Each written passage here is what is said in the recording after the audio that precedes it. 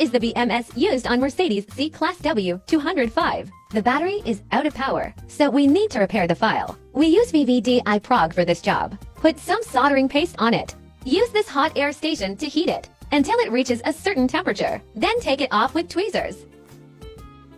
Be careful not to overheat when heating. Otherwise, the chip will be damaged. There's a point here. This shows the pin number 1. According to the position, we'll know which direction to solder it on the adapter, following the 1. And match it to the small hole on the chip, which shows the pin 1. Then solder all. Put some soldering paste. And connect this to VVDI Prog.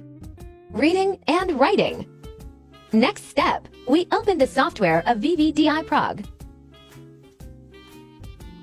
Then select the type of this chip. First, memories. Then, manufacturer equals street. Model 95M01. Next, let's read. We can read files without problems. Now select the file to repair the BMS. Write it. Then we can see this option here. Click Write.